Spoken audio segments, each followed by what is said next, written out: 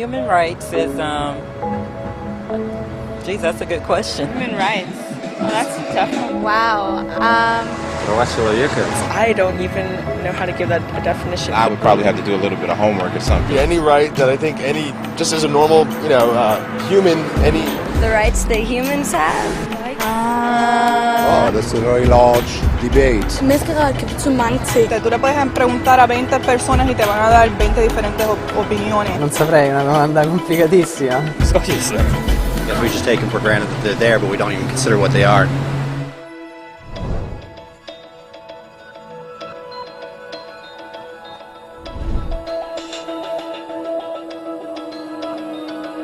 Human rights are the rights you have simply because you're human.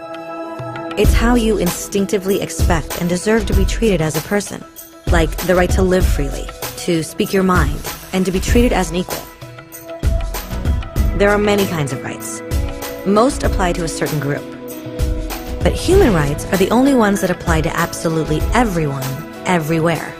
That means kids, old people, poor people, basketball players, garbage men, rappers, teachers, Africans, Indians, Albanians, Christians, Muslims, Kabbalists, atheists, your mom, your dad, your next-door neighbor, and you all have the exact same human rights. In other words, they're universal. But the question remains, what are they?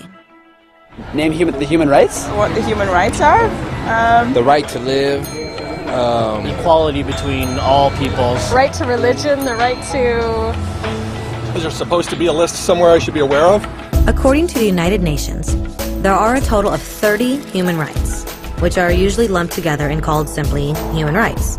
They're all listed out in the Universal Declaration of Human Rights, which is the world's most widely accepted document on the subject.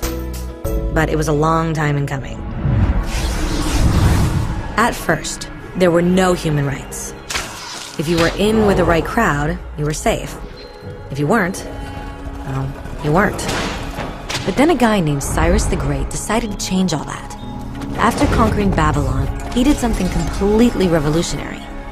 He announced that all slaves were free to go. He also said people had the freedom to choose their religion, no matter what crowd they were a part of.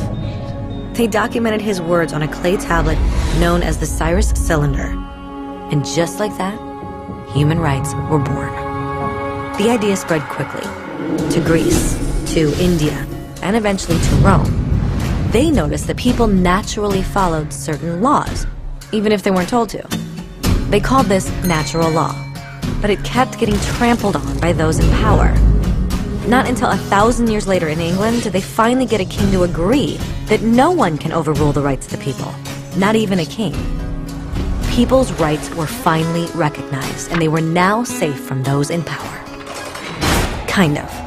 It still took a bunch of British rebels declaring their independence before the king got the point that all men are created equal. Which isn't to say he liked the idea, but he couldn't stop them, and America was born. The French immediately followed with their own revolution for their own rights. Their list was even longer, and they insisted that these rights weren't just made up. They were natural. The Roman concept of natural law had become natural rights. Unfortunately, not everyone was so thrilled. In France, a general named Napoleon decided to overthrow the new French democracy and crown himself emperor of the world. He almost succeeded. But the countries of Europe joined forces and defeated him. Human rights was again a hot topic. They drew up international agreements, broadly granting many rights across Europe. But only across Europe. The rest of the world somehow still didn't qualify. Instead, they got invaded, conquered, and consumed by Europe's massive empires. But then a young lawyer from India decided enough was enough. His name was Mahatma Gandhi, and in the face of violence, he insisted that all people of Earth had rights, not just in Europe. Eventually, even Europeans started to agree. But it wasn't going to be that easy. 2 world wars erupted. Hitler exterminated half the Jewish population of Earth in horrifying Nazi death camps. And all told, 90 million people died. Never had human rights been so terrifyingly close to extinction. and never had the world been more desperate for change. So the countries of Earth banded together and formed the United Nations. Their basic purpose was to reaffirm faith in fundamental human rights, in the dignity and worth of the human person. But what were human rights? Were they the proclamations of Cyrus, the natural laws of Rome, the declarations of France? Everyone seemed to have a slightly different idea of what human rights should be. But under the supervision of Eleanor Roosevelt, they finally agreed on a set of rights that applied to absolutely everyone. The Universal Declaration of Human Rights. The French concept of natural rights had finally become human rights. So, in summary, at first, only a few lucky people had any rights, until one of those guys decided, hey, other people should have some rights too, which was great, except not everyone agreed. And it only took a few thousand years of fighting and declarations and more fighting until everyone finally agreed that human rights should apply to everyone.